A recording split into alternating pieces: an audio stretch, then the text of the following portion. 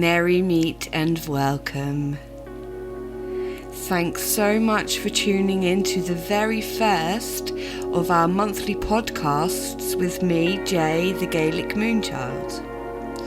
In this episode, we're going to be talking about all things moon, Mercury hitting its greatest western elongation, the move into the Aries zodiac sign, and Ostara, the spring equinox.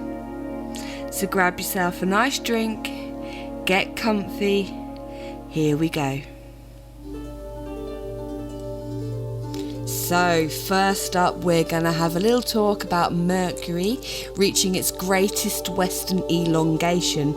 Now this means that it's the best time to view the planet in the morning skies just before sunrise.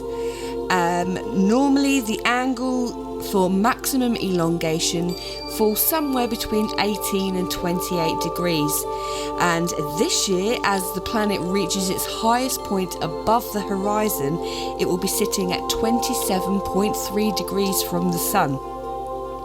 Now, in Roman mythology, Mercury is the god of trade and profit, travellers and merchants. He symbolises playfulness, flexibility, communication, swiftness, transport and flow. Magical workings concerning business, intellect, communication, creativity and wisdom using the power of Mercury are best undertaken on a Wednesday. Now, Mercury also corresponds with the colour orange and the crystals opalite, aventurine, moss agate, sodalite and fluorite.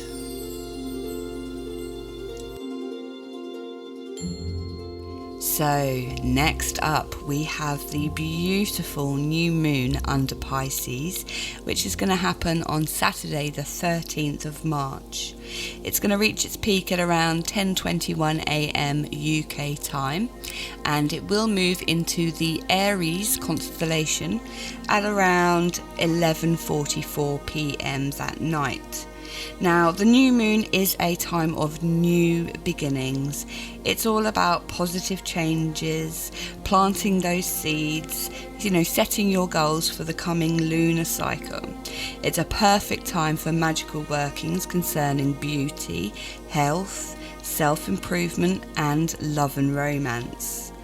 As the new moon falls on a Saturday, this is a really good time to complete any spirit work that you have, or any cleansing, protection or banishing rituals, and you can give it a little extra kick with all that beautiful new moon energy. I would like to share a moon affirmation from Yasmin Boland's Moonology Diary for 2021. It's an absolutely fantastic diary. I can highly recommend it to anybody. And it is the affirmation: my life is delightful and I attract wonderful people into it. My life is delightful and I attract wonderful people into it. I would also like to share a new moon invocation from the Moon Tarot. Now, I have got two for you in case you are working with the new moon while it's under Pisces, and also if you're going to work with it a bit later on in the evening when it's in Aries. So first of all, the Pisces one is: I invoke the spirit within me to open my heart and allow the deep love that I am to flow. I am fluid with the new beginnings that are unfolding in my life. I welcome these changes with the hope of abundance they bring. In the shadow of this new moon, I intentionally plant the seeds that will take me where I need to be.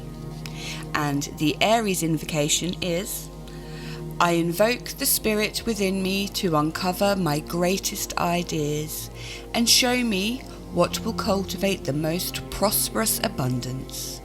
I am ready to use my creative fire and share my innate gifts with the world.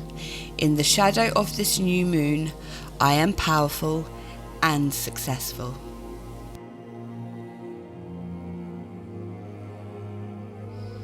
On Saturday, the 20th of March at 9:27 a.m, the sun will be shining directly on the equator, meaning there's going to be a perfect balance between light and dark. Now, on this day, we will celebrate Ostara, the spring equinox, the first day of spring. It's a time for planting seeds, babies being born, and sprouts growing. Ostara is the Germanic goddess of spring and dawn, and in Celtic traditions, the hare was very sacred to her.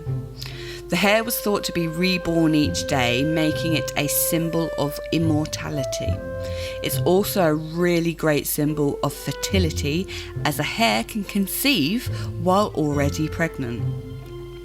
As Ostara falls on a Saturday this year, it will be a perfect time to undertake magical workings in cleansing, prosperity, protection, fortune, hope, and of course, spirit work.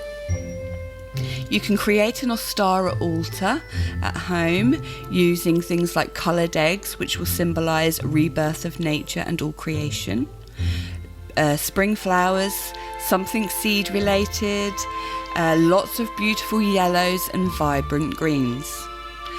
Now I'd like to share with you an Ostara story from Rupert Tales, the Wheel of the Year. So if you have little people in your lives, grab them and settle in for this wonderful tale. Okay, this is Rupert's Tales, The Wheel of the Year by Kyra. And the story that we're going to read from this book is Rupert's Ostara Surprise. Rupert the rabbit knew the people had come today, yet here he was, moving further and further away. Something had called him when the day was new, some strange feeling telling him what to do. He waited and waited for the people to come. He loved to hear them laugh and sing and chant and drum. The sun was coming up. The day had finally started. He'd found a special reason to feel glad-hearted. Because right there, beside his most favourite tree, was a small patch of grass for all the world to see.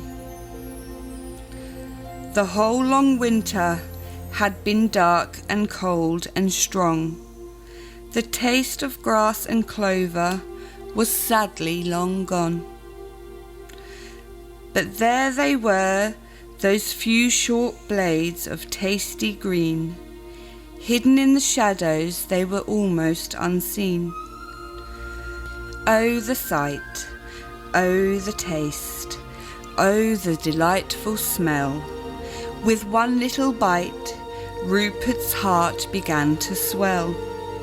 That tiny patch of grass only lasted a moment or two, but Rupert took his sweet time to nibble and to slowly chew.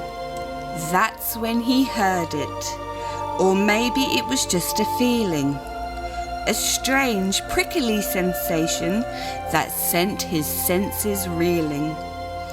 He looked all around him, then up the tree and down the hill, wondering what the feeling was that gave him such a thrill. For suddenly he had to go, he had to run, to flee. It wasn't fear that filled him, just a sense of urgency. He looked around again, confused at which way he should go. He only knew he had to run, and he'd better not be slow. He saw the sun was rising, and his uneasiness increased. He knew now that was where to go, so he sped off to the east. He ran right through the meadow, that was kind of a round place, where the people who came made their circle of sacred space, then made a mad dash straight through the thick grove of trees, elms, oaks, birch and cypress with their long knobbly knees. Under the branches, through bushes and up a small dirt mound. Rupert was getting tired, and his heart was starting to pound. It was there he heard a whisper, somewhere inside of his head, telling him not to run so fast, to walk a little instead. Because he was walking slowly, instead of running quite so fast, he began to notice things he would otherwise run right past. Here among the many trees, reaching up so very, very high, there was no leaves to block his view, so he could see the whole blue sky. And while there was still some snow in the shadows on the ground, the warm air told him clearly winter had come unwound. On the branches close to him, on the bushes and on the trees, he saw little buds were growing, coming out in 2s and 3s. And soon a voice said in his ear, there will be flowers too, and when the warm rains will come, make sweet grass just for you. Rupert remembered he'd heard that voice before, not so long ago.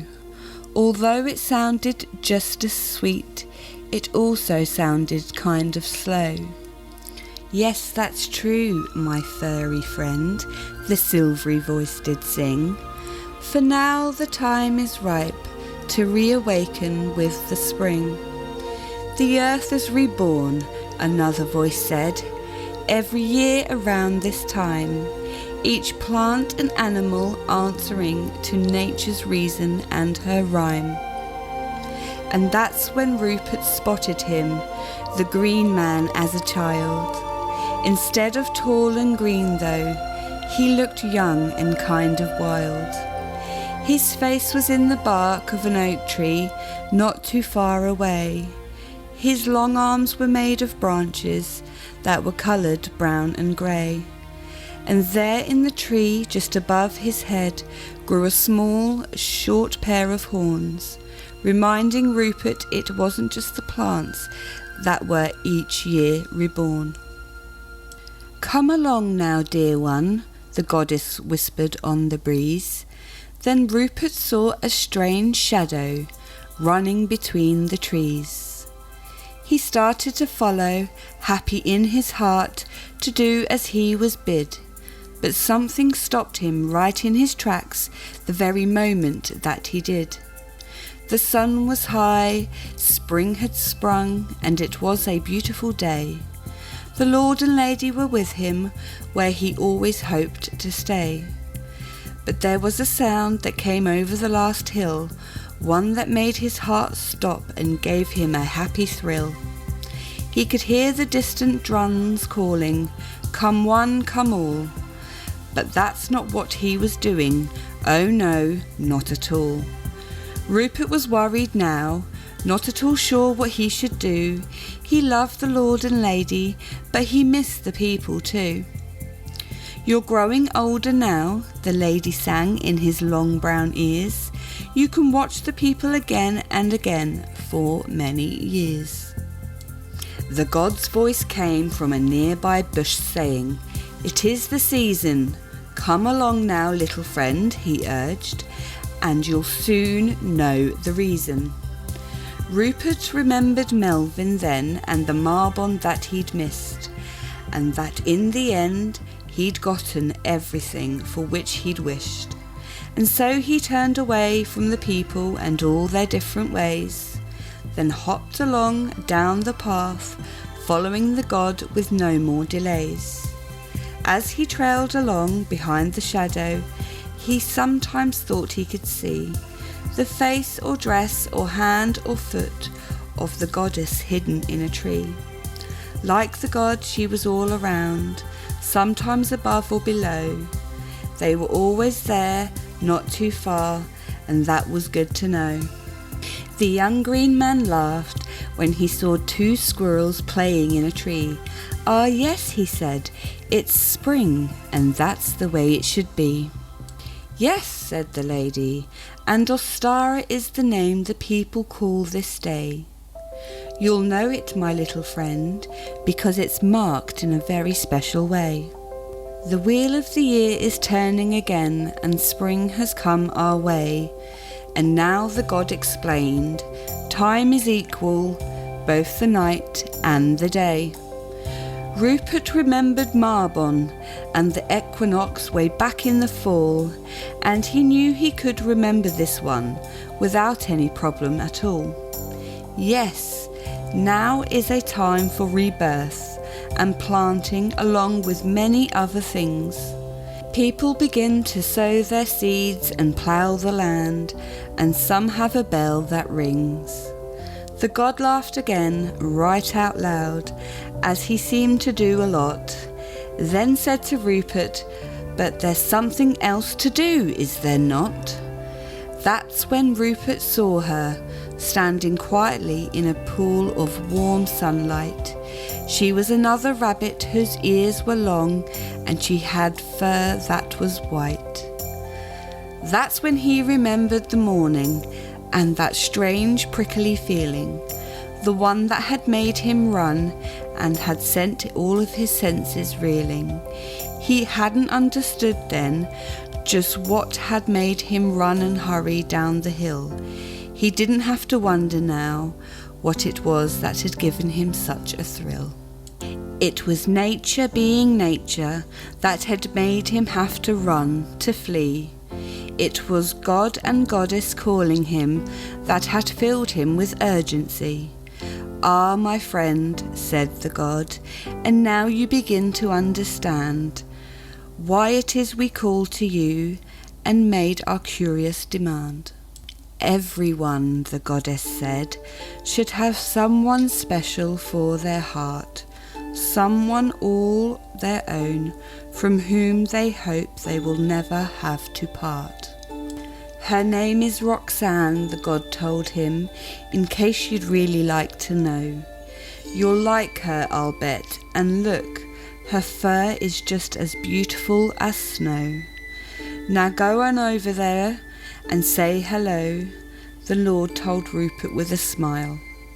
"Talk and laugh and get to know each other.